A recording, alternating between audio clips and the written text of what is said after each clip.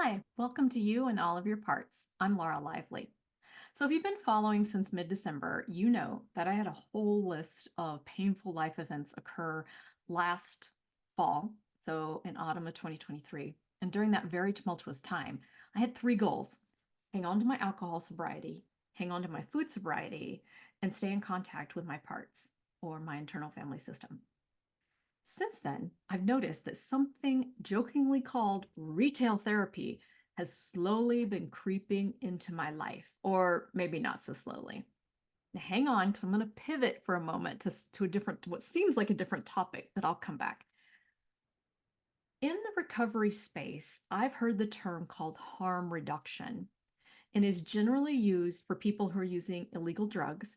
And some of the principles include, and I'm going to read this to you: accept for better or worse that illicit and illegal drug use is part of our world, and choose to work to minimize its harmful effects rather than simply ignore or condemn those who use those drugs. Okay, I like that.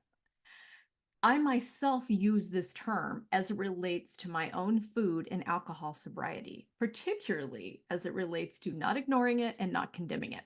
So remember our conversation about STIRBs, short-term energy relieving or emotional relieving behaviors? Based on my own painful experience, I recommend you consider what behaviors are acceptable to you and what behaviors are not, preferably before tragedy strikes.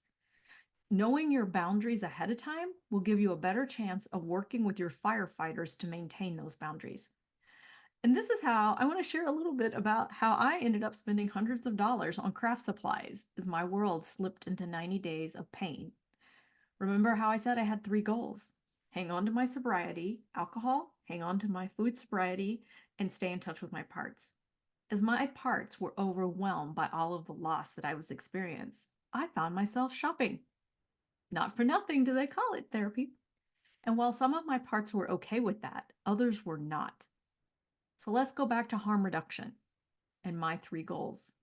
Every morning, I would tell my system, here are the goals for the day: no alcohol, no food off my program, and stay connected with you guys.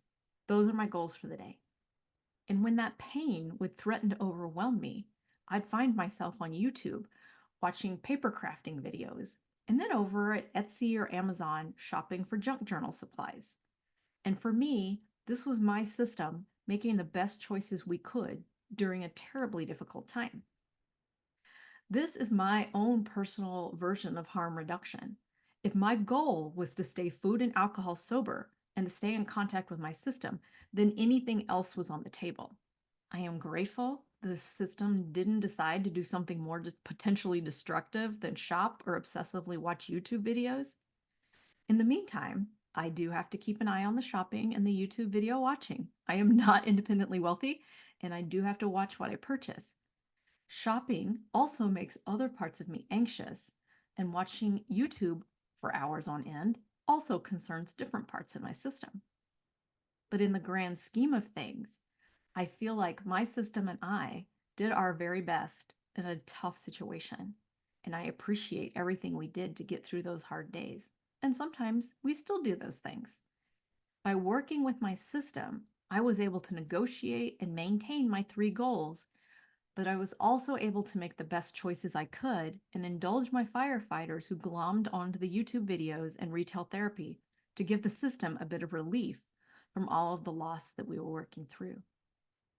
I'm curious, do you have a version of harm reduction you use?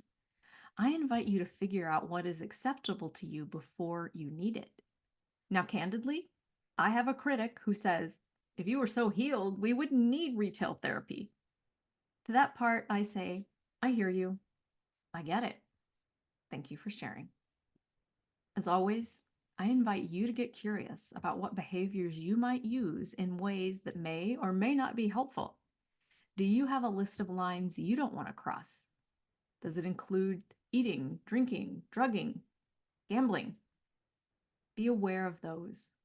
If you are, I believe you have a better chance of making conscious decisions when life throws you curveballs. Again, make a list of what's acceptable and what's not acceptable, and use that. I hope this was helpful.